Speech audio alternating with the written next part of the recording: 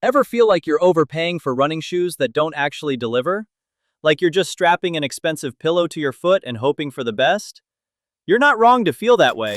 Somewhere out there, a runner is about to spend $200 on a shoe that's basically just a slightly fancier pillow strapped to their foot. And somewhere else, another runner is about to get the performance of a racing shoe for the price of a daily trainer, and they have no idea how lucky they are. So we decided to stop guessing.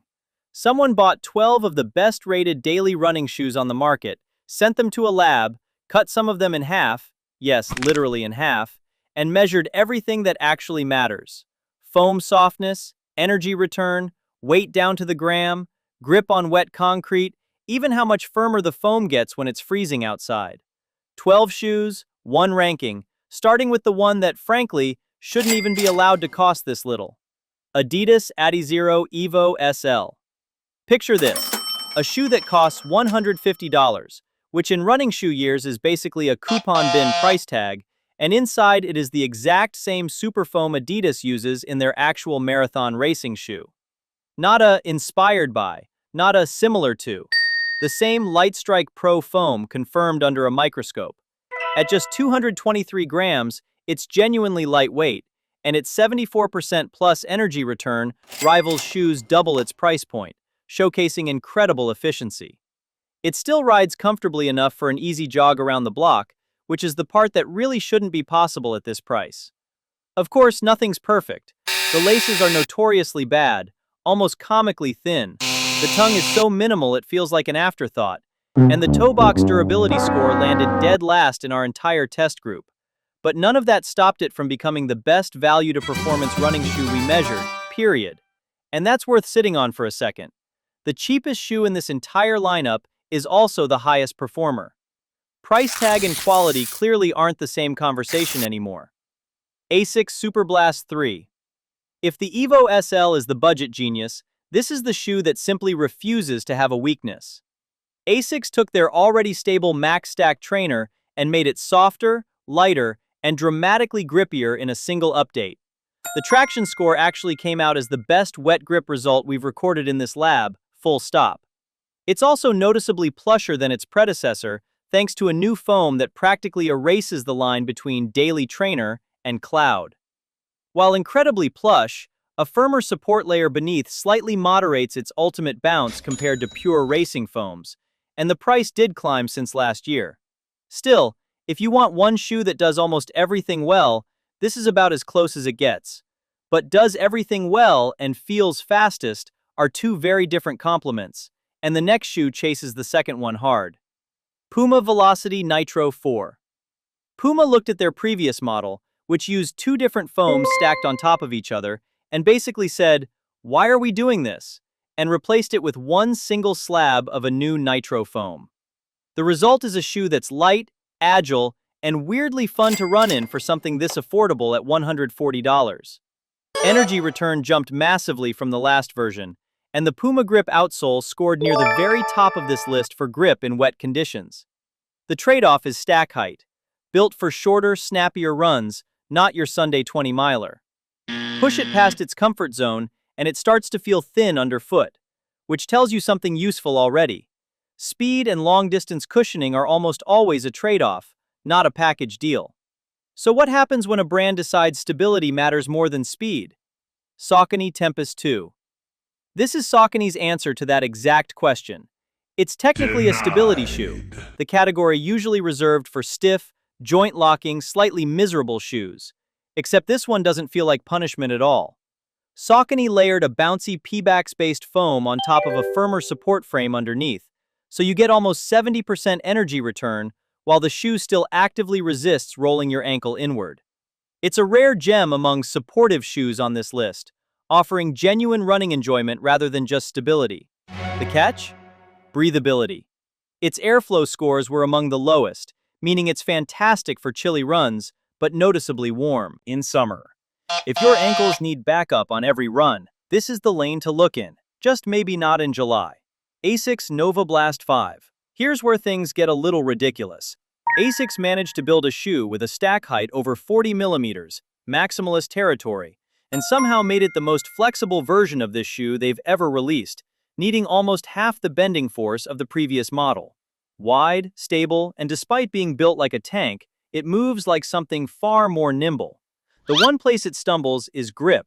Even with real improvements, it still lags behind the best shoes here when the pavement gets wet. Everything else screams, "Buy me." Traction just quietly mutters, "Maybe bring an umbrella." Salomon Aero Glide 4. A brand best known for trail shoes decided to show up to the road race and built one of the bounciest shoes here, with energy return north of 72%, using a brand new foam compound that's barely old enough to have a reputation yet. Shock absorption is genuinely excellent. Long runs feel noticeably gentler on the legs. But Salomon's trail instincts leaked into the design. The drop measured close to 12 millimeters, unusually steep, and the toe box tapers aggressively at the front, a habit that makes sense on technical trails and a lot less sense on flat pavement. Heel strikers will love it. Anyone needing room to display their toes might want to look elsewhere. Mizuno Neo Zen. This shoe built a literal 41 millimeters of foam under the heel, taller than some maximalist shoes costing twice as much, and somehow kept the entire shoe under 235 grams, lighter than plenty of so-called performance trainers. Soft, forgiving, exactly what you want on a slow recovery day. But that extreme softness comes with a price. The heel counter is so flexible it scored the lowest stability rating we've recorded for a shoe this tall, meaning heel strikers might genuinely feel the ground shifting mid-stride. If recovery days are your priority over speed days, this is a strong pick. Just don't expect it to feel snappy when you pick up the pace. Saucony Endorphin Azura. Saucony's second entry takes a completely different approach than the Tempus. This one has one of the widest forefoot platforms we measured across all 12 shoes, over 123 millimeters, wrapped around a firmer, sturdier version of Puma foam. Genuinely one of the most stable super foam shoes on the market, with energy return still pushing past 70%. The problem is feel. If you're used to soft, cloud-like trainers, this ride's noticeably stiff, and the speed roll rocker shape underneath is the kind of thing some runners love and others can't stand. No in-between here. You either get it or you don't. New Balance 1080 V15. New Balance finally did something they should have done years ago. Replaced their old foam with a brand new compound that tested 29% softer than the previous version, while shaving off nearly 30 grams. By a noticeable margin, one of the plushest rides on this entire list. Unfortunately, extremely plush and extremely stable almost never show up to the same party, and testers consistently described a slightly wobbly, marshmallowy feeling underfoot at faster paces. Pair this with the Neo Zen above, and a pattern starts to show up across this whole list. The softer a shoe gets, the more stability it tends to give up.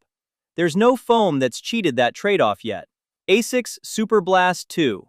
This shoe measures almost 43 millimeters tall at the heel, taller than some hiking boots, and somehow doesn't feel unstable thanks to a wide platform and reinforced sidewalls holding everything together. A genuinely impressive engineering trick. The trade-off is fit. Tight, race-inspired, and it punishes wide feet, with sizing up not really fixing the problem. Combine that with a $200 price tag, and you've got a shoe that performs like a luxury item and fits like one too. Puma Magnify Nitro 3.